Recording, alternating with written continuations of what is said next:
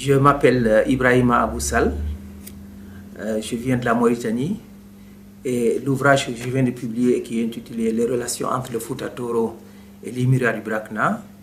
Les relations, donc c'était un mémoire de maîtrise que j'avais présenté en juillet 1978 et j'avais voulu vraiment le publier parce que c'est un ouvrage qui travaille beaucoup sur le travail de compréhension des relations entre ce qu'on pourrait appeler les Maures et les populations noires du Sud. Dans ces relations, on ne voyait pas réellement l'implication du colonialisme français, parce que ces relations étaient tellement complexes, parce qu'au départ, on ne percevait que les pillages et l'effort que faisaient les Maures pour conquérir systématiquement les territoires de ce qu'on appelle le sud de la Mauritanie aujourd'hui. Mais c'était une perception vraiment très aveugle.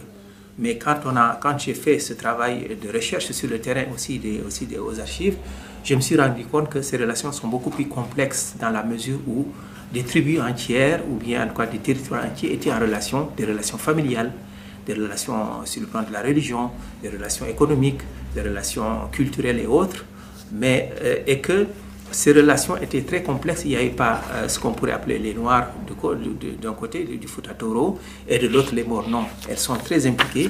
Il y a même des relations entre des groupes de Maures et des groupes de Noirs contre d'autres groupes constitués de Maures et de Noirs. Donc il ne faudrait pas que... c'est pour faire comprendre en tout cas toute cette complexité que je me suis dit qu'il faudrait que je retravaille là-dessus. Et ensuite, comment le colonialisme français s'est impliqué dans ces relations, parce que l'objectif du colonialisme français, c'était de conquérir ces territoires, parce que sans le bassin du fleuve Sénégal, sans la conquête du bassin du fleuve Sénégal, à l'époque, le colonialisme français ne pouvait pas s'installer dans ce qu'on appelle aujourd'hui le Mali, le Niger ou le Tchad, etc. Parce que c'était une zone de pénétration que ce colonialisme n'avait pas sur la côte atlantique. Donc il fallait passer par là. Et donc pour y passer, il fallait conquérir systématiquement ces territoires. Et ce qui est surtout intéressant, c'est contrairement à ce qu'on dit, ils ont utilisé des armes, non. Ils ont fait un travail anthropologique et sociologique pour comprendre comment fonctionnaient ces sociétés et quels étaient les types de relations entre les unes et les autres. Et en exploitant toutes ces faiblesses, ils ont réussi quand même à diviser systématiquement ces populations et à s'installer. Contrairement à ce qu'on pense qu'ils ont utilisé des armes, non.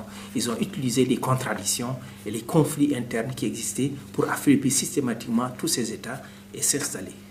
Voilà, donc c'était l'un des objectifs. Et l'autre objectif aussi, c'était de nous amener, nous, en tout cas dans le pays du bassin du Sénégal, on n'a pas une visibilité très réelle de cette histoire, si bien qu'on a une perception aujourd'hui qui est basée sur les relations entre ce qu'on pourrait appeler les Maures et les Noirs. Ce sont des relations, un type de relations qui sont relativement récentes, alors que si on avait compris ce qui se passait bien avant, on verrait que c'est ce qu'il faudrait quand même que nous travaillions réellement sur notre histoire pour bien comprendre notre présent aujourd'hui.